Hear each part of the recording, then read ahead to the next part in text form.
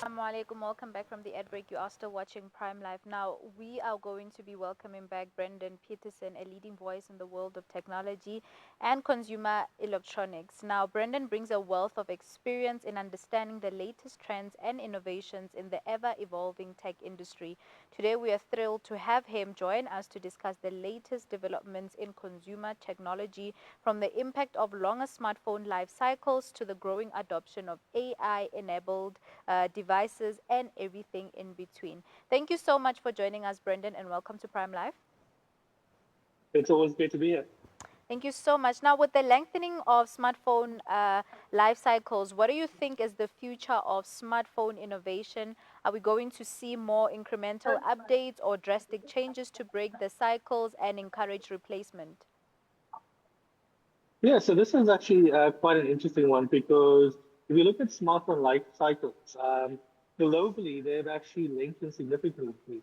So 71% of consumers are now actually keeping their smartphones for more than 3 years, which is up from just 52% in 2020. So, if we look at this, South Africa especially, this is also very true, where postpaid, so contract update is slowing and, people are keeping their phones for long. We've seen the rise of the 3 year, 4 year contract.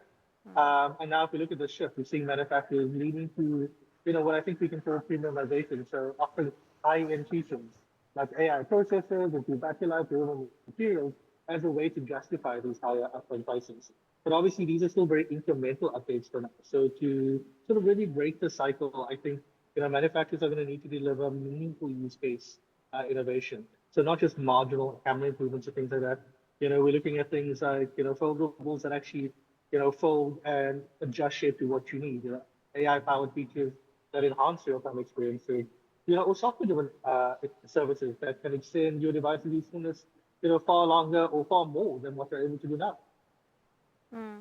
And how important is the wow factor for the consumer electronics nowadays? Are manufacturers still able to surprise and excite their consumers, or has the market reached a saturation point where new features are no longer as exciting? I think it definitely is still a wow factor. I think we can look at something like Huawei's Mate X-T. I think, publicly known as a tripod as a great example. But I think, there's also a question about what a wow factor is. And I think there's a perception of sort of innovation and a wow factor and things that are truly impactful and innovative. But, I think if you look at today's consumers, myself included, I think we're all a lot harder to impress. There's Mm. been years and years of rapid innovation, and now a lot of these product categories are very sort of saturated. And I think people are a lot more pragmatic in terms of what they buy. If you look globally, only 63% of global tech sales actually now come from products launched in the past 2 years, which is down from 75% in 2021. So I think there's a lot of opportunity there, again, to bring innovation that aligns with real world use cases and needs. Performance, durability, ease of use, and sustainability. I think that will drive it. But I think retailers and brands also need to sort of figure out, how do you better communicate the practical benefits and use cases of these new features? Because without that, there could be a lot of great innovation, a lot of great features being introduced that's just being overlooked. Mm. Most definitely. And do you see AI enabled devices becoming more mainstream in the coming years? Oh, absolutely. I think we said many times AI is here to stay. Mm. And I think even though it's not where manufacturers and companies hoped it would be, it certainly is growing. And we look at functionality we built into everything: smartphones, TVs, washing machines, laptops. In fact, Samsung today just unveiled their new foldable line, the Galaxy Fold 7, Galaxy Flip 7, and Flip 7 FE. But alongside that, the Galaxy Watch 8. And in the Galaxy Watch 8 now, you've actually now got the Gemini version. So, you can actually now speak to your watch, put it in, for example, say, I've got 20 minutes to do a workout, I want to burn, 500 calories, say to workout for me, and it can do it on device for you. So I think that there's a lot of those features that are going to be coming more and more into these devices, but it's still a nice to have rather than a must have. And again, globally, the stats are, only 7.8% of smartphone users are actually buying the device specifically for its AI features. So I Mm. think there's a long way to go before these AI features actually feel truly beneficial. Mm. How do you see consumers reacting to, the AI integration in everyday appliances and devices? Because, for an example, not so long ago, I've seen what do you call this, washing machine being able to connect to Spotify. So our fridges will start playing music, our microwaves will start playing music because everything will be integrated. But how do you think consumers will be reacting to this?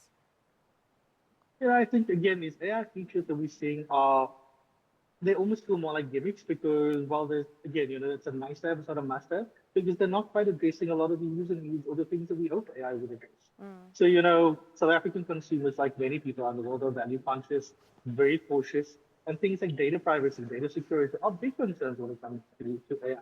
That washing machine you speak about that can connect to Spotify, yes, it sounds gimmicky, but if you sort of look away from just the Spotify aspect of it, it really is part of a broader push to create connected experiences.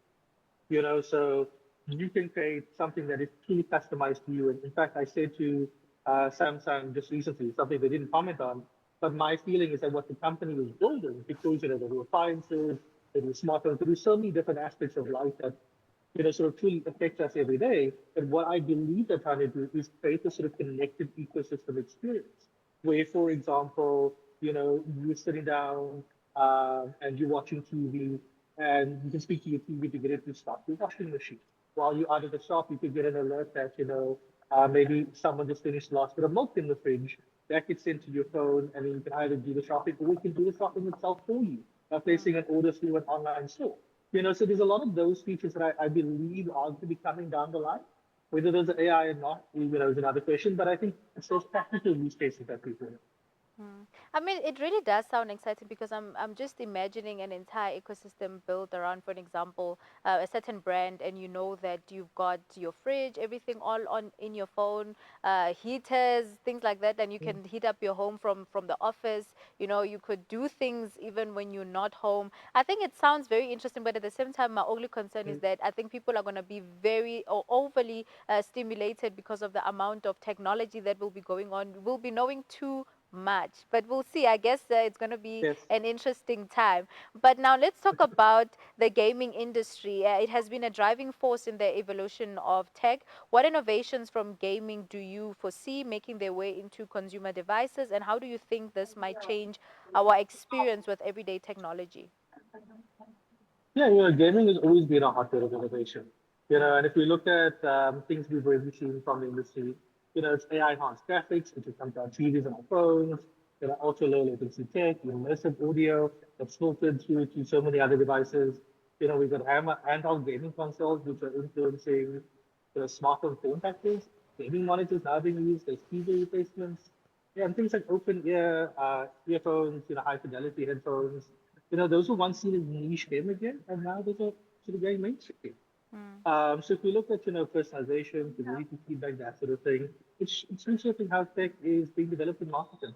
But one of the very sort of interesting things, again, just to harken back to Samsung with today's launch, circle to search, an Android sort of Google feature that we've seen debuted by them first, come to many other Android devices, has actually now got an update. So if you're playing a game on your phone, without pausing the game, without having to exit the game, you can circle to search on the game and actually get tips and tricks now be able to tell you this is what you need to do, here's how you progress in this level, here's other things you can do.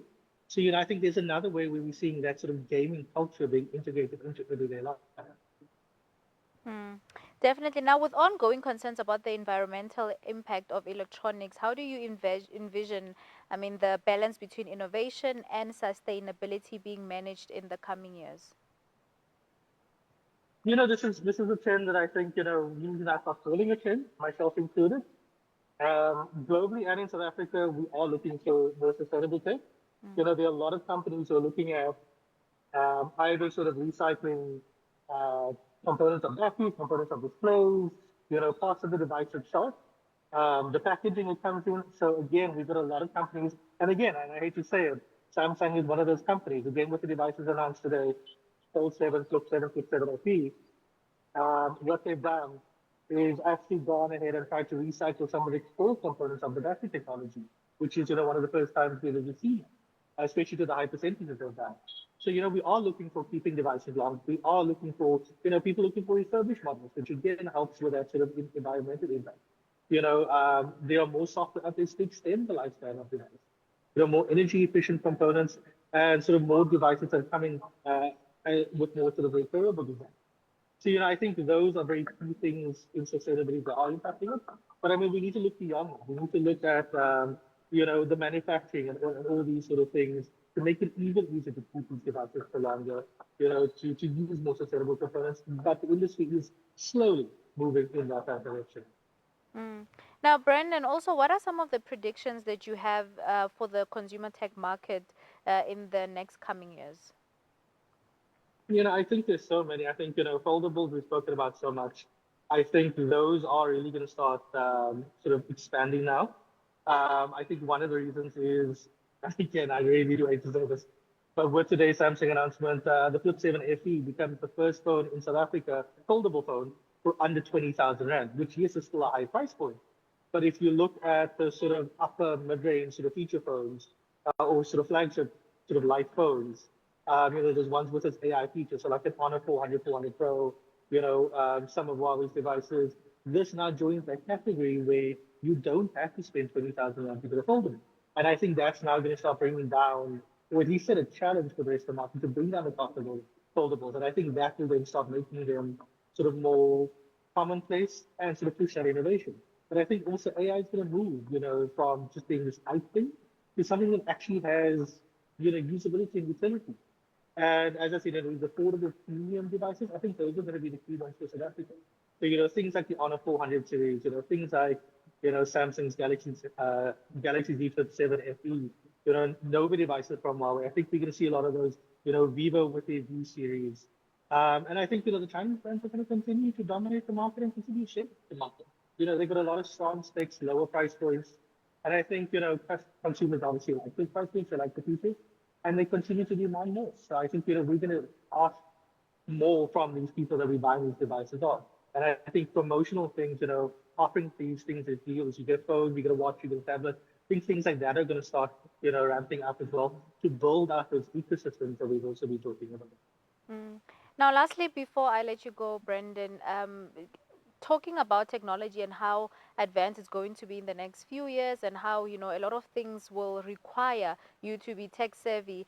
Can you remind the viewers at home on the importance of just acquainting yourself with technology and making effort so that you can be someone that understands technology and how it works? Because at this point, it's no longer even a matter of, no, I'm not a tech person. You need to actually understand and learn about technology and the advancements that are being made in our devices. And also, while you're adding on that, also just let me know, how do you think our government, because South Africa always worries me whenever we have these advances in technology, how do you think they can make sure that its residents are, tech savvy, and this is also integrated in our schools? Yeah, I think the schooling aspect is definitely part of it. Mm, Although, I think we all jokingly say that so many of today's kids grow up almost, it feels like, with a smartphone in their hand. So I think for them, that tech adoption is a lot easier. But in terms of the role of education, sort of just in general, the citizens, I think, we need a lot more of that. And I know we want to put a lot of that responsibility on government, but mm, I think we also need to put that responsibility on the manufacturers of the devices that we buy from. So you're true. buying a Huawei phone, a Samsung phone, an iPhone, you should be able to walk into those respective stores, or Vodacom, an MTN, a Cell C, a Telcom, and be able to get some sort of lesson to teach you, how do Mm, you do certain of these basic things? How do you start a FaceTime call? How do you, download apps or whatever it might need to be? I know some of these companies, I still, for example, do after classes, if you buy an iPhone. But is that enough? I don't think so. I think we also need to teach people how to be tech savvy. And that for sort of these days and purposes is kind of reserved just for the tech media and specific tech websites and tech influencers, but that, doesn't reach the broad audience that it needs to. So I think, there needs to be some sort of involvement from whether it's government level, whether it's, government and private institutions, mm, to have more of these things available for people to teach them what we think of as basics, but is, very foreign to so many people, understandably so. So I think, that is a very important thing, and teaching people the difference of this, for example, link is valid, this is not, this app is safe to download, this is not, what do you look for, to staying safe online. I think there's a lot more education that needs to be done there. The question is, whose responsibility is that? I think that's where the lines get a little bit blurry and a little bit murky, and everyone's putting fingers at everybody else. mm. I mean, Brendan, thank you so much for joining us tonight on Prime Life and just for, reminding us on the importance of technology, but also just discussing the latest developments in consumer technology. Thank you so much for having me. Thank you so much. Viewers at home, that was Brendon Peterson, our in house tech expert who was just shedding light on the latest developments in consumer technology and exactly what you can expect as a consumer. But without wasting any time, let's go to a quick break. We'll see you right after this.